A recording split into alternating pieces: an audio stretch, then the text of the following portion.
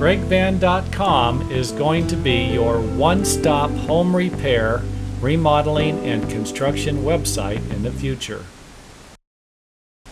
Wow, here's an excellent tip for anyone who's planning on putting siding on their home.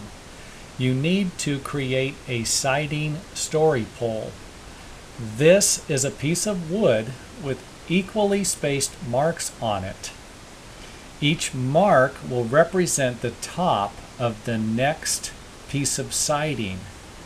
You can see that my marks on the board line up with little pencil marks that I made on the protective building paper.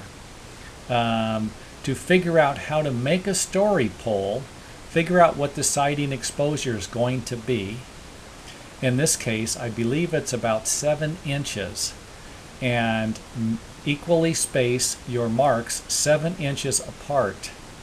And this will give you a 7-inch exposure to the siding when you're finished. You're going to need to double check the measurements on the story pole. And to do this, create the story pole, make the marks on one wall, apply a couple of pieces of siding, and then measure the siding to make sure that it's being applied properly. Always double check your story pole measurements after you've applied a couple of pieces to make sure that your story pole is correct.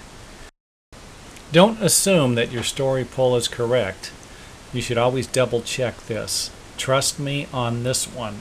I've gotten in big trouble before by using someone else's story pole or even making mistakes on my own. So create the story pole, make the marks, apply a few pieces of siding, and then double check to make sure that everything is correct. Good luck with your story pole, and I hope everything works out. Don't forget to visit some of our other websites for great tips and ideas for home construction, remodeling, home improvements, and even home repairs.